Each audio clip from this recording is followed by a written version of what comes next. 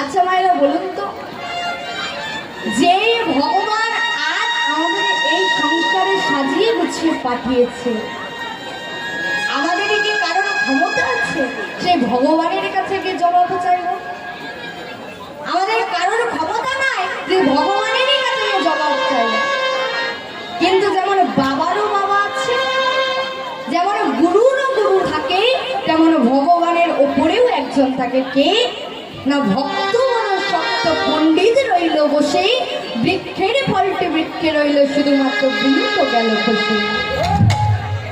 যদি ভগবানের কাছে কেউ জবাব চাইতে পারে বা ভগবানের ওপরে যদি কেউ থেকে থাকে, সেটা একমাত্র শুধুমাত্র ভক্ত। ভক্তই পারে ভগবানের কাছে জবাব চাইতে।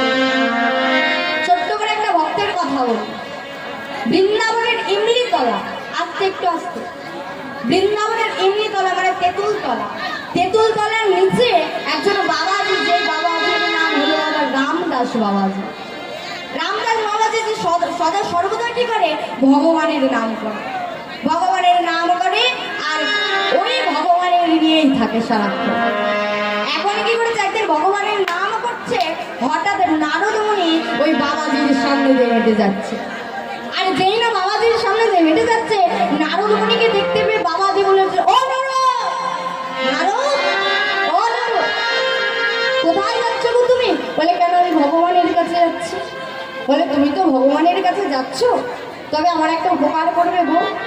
বলে, কি উপকার? না, আমার উপকারটা হলো, তুমি তো ভগবানের কাছে যাচ্ছ, তুমি আসার পথে শুধু একটা খবর নিয়ে আসবে যে ভগবান কবে কৃপা করবে, আমাকে ভগবানে কবে কৃপা করবে, তুমি এই খবরটা নিয়ে আসবে। বাবা যেই না বলেছে, নারদ মুনি বলে, ঠিক আছে তুমি এখানে বসো, আমি এক্ষুনি আসছি। নারদ মুনি একেবারে চলে গেছে ভগবানের কাছে। আরে গিয়ে যেই না ভগবানের চরণে প্রণাম করেছে, ভগবান নারায়ণ বলে উঠেছে, কৃষ্ণচন্দ্র বলেছে, কি গো হঠাৎ তুমি? না, আমি তোমার কাছে আসলাম এমনি ঘুরতে। আর ওই যে তেঁতুল তলায়, ইমলি তলায় একজন বাবাজি বসে থাকে, যার নাম রামদাস বাবাজি। সেই রামদাস বাবাজি সদা সর্বদা তোমার নাম করে। তো আসার সময় সে আমাকে জিজ্ঞেস করলো যে তুমি তাকে কবে কৃপা করবে গো? বলে, ও আচ্ছা তাই, ঠিক আছে, তুমি তাকে গিয়ে বলে দাও, যেই গাছের তলায় বসে সে আমাকে ডাকে, আমার সাধন ভজন করে, সেই গাছে যেদিন একটাও পাতা থাকবে না, সেই দিন আমি তাকে কৃপা করবো। নারদ মুনি বলছে, তুমি তো বললেই পারতে কৃপা করবে না, এত হিয়ালি করার কি দরকার? তোমাকে যা বলেছে তুমি সেটা করবে, যাও।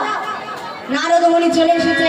আরে যেই না আমার রামদাস বাবাজির সামনে গিয়ে দাঁড়িয়েছে, রামদাস বাবাজি বলছে, ও নারু, তুমি এই মাত্র গেলে আবার চলে এলে, কিছু খবর পেলে? বলে, খবর তো আমি পেয়েছে, কিন্তু তোমার শোনার মতো হয়, তোমার শোনার মতো নয় আমি যে খবরটা পেয়েছি। বলে, কেন গো? বলে, ভগবানকে আমি জিজ্ঞেস করেছি, ভগবান বলেছে তোমায় কৃপা করবে, তবে বলেছে যেই দিন এই তেঁতুল গাছে কোনো পাতা থাকবে না, সেই দিনই তোমাকে কৃপা করবে। মা যেই না এই কথা শুনেছে, রামদাস বাবাজি নাচতে শুরু করে দিয়েছে। নারদ বলে, এ বাবা, তুমি পাগল হয়ে গেলে কেন গো? তুমি কি পাগল হয়ে গেলে? বলে, না গো, আমি পাগল হয়ে আমি নাচতে কেন জানো?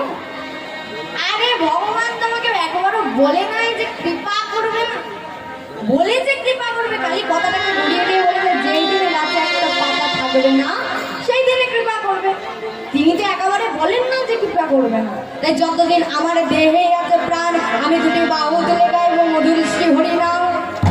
ওমা যেই না বলেছে, সঙ্গে সঙ্গে ভগবান এসে হাজির, সঙ্গে সঙ্গে ভগবান হাজির। নারদ বলে, ভগবান প্রভু, তোমার কি কোনো কথার দাম নাই গো? তুমি এই বললে কৃপা করবে যেদিন তেঁতুল গাছে একটা পাতা থাকবে না, আর আজ তো ভরপুর পাতা, তুমি কৃপা করলে না? তুমি ভগবান হয়ে তোমার কোনো কথার দাম না? ওমা যেই না বলেছে, নারদ কি করেছে, নারদের কথা শুনে ভগবান বলছে, নারদ, কোনো ভক্ত যদি আমাকে একবার বিশ্বাস ভক্তি দিয়ে ডাকে, তার ডাকে কি আমি সারা না দিয়ে থাকতে পারি? আমি যেই বলেছি বিশ্বাসের সহিত দেখো নাচতে শুরু করেছে, কারণ সে জানে আমি তাকে বিবাহ করবো। আমি আর সহ্য করতে পারলাম না, আমি আর দশ হইতে পারলাম না, আমি ওর ভক্তি দেখে ছুটে চলে এলাম। তাই ভগবানের কাছে যদি কেউ জবাব চাইতে পারে তাহলে একমাত্র ভক্তই পারে।